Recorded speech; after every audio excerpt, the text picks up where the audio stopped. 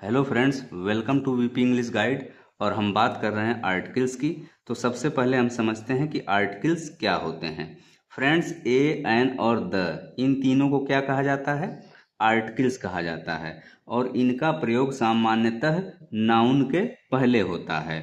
इसके साथ ही आर्टिकल्स को एडजेक्टिव के रूप में भी जाना जाता है, लेकिन मॉडर्न इंग्लिश ग्रामर में इनको डिटरमाइनर्स भी कहा जाता है। तो अब हम बात करेंगे कि आर्टिकल्स कितने प्रकार के होते हैं, यानी अब हम आर्टिकल्स के प्रकार की बात करेंगे। तो फ्रेंड्स, आर्टिकल जो होते हैं वो दो प्रकार के होते हैं। कौन कौन से? पहला है इंडिफिनिट आर्टिकल्स, जिसमें ए या एन आता है। दूसरा है डिफिनिट आर्टिकल, जिसमें केवल द आता है। तो आज के वीडियो में हम बात करेंगे इंडिफिनिट आर्टिकल्स की। तो आइए अब हम समझते हैं कि इंडिफिनिट आर्टिकल्स होते क्या हैं। फ्रेंड्स, इंडिफिनिट आर्टिकल वे आर्टिकल्स होते हैं जो किसी अनिश्चित व्यक्ति, वस्तु या स्थान की बात करते हैं, या ये किसी नाउन की पोजीशन को क्या करते हैं? अनिश्चित बनाते हैं या इंडिफिनिट बनाते हैं। तो ये हो गया इंडिफिनिट आर्टिकल्स। अब हम इंडिफिनिट आर्टिकल्स के कुछ प्रयोग की बात करेंगे, जिसको हम सेंटेंसेज के साथ समझेंगे। तो सबसे पहले हम बात करते हैं एग्जाम्पल नंबर 1 की। उसने पेड़ पर एक पक्षी देखा, यानी ही सा ए बर्ड ऑन द ट्री। तो यहाँ पे किसी एक पक्षी की बात हो रही है, यानी कोई निश्चित पक्षी नहीं है, यानी कोई निश्चित बर्ड नहीं है। तो यहाँ पे बर्ड की पोजीशन क्या है? इंडिफिनिट है या अनिश्चित है। तो इसको दर्शाने के लिए यहाँ पे इंडिफिनिट आर्टिकल ए का प्रयोग बर्ड से पहले किया गया है।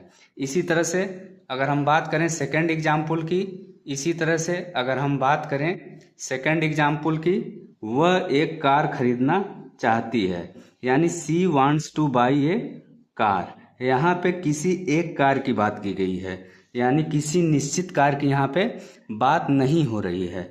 तो यहाँ पे कार की पोजीशन क्या है? इंडिफिनिट है। तो इसको दर्शाने के लिए यहाँ पे यहाँ पे कार से पहले इंडिफिनिट आर्टिकल ए का प्रयोग किया गया है। तो ये था एग्जाम्पल नंबर सेकंड।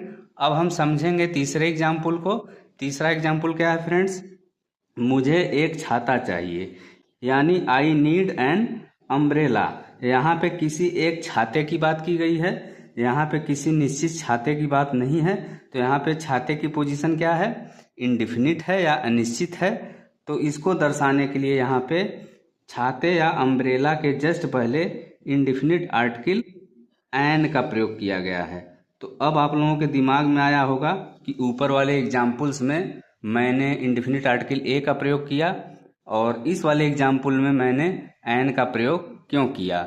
इसे हम तब समझ सकेंगे जब हम इंडिफिनिट आर्टिकल ए या एन के प्रयोग संबंधी रूल्स की बात करेंगे।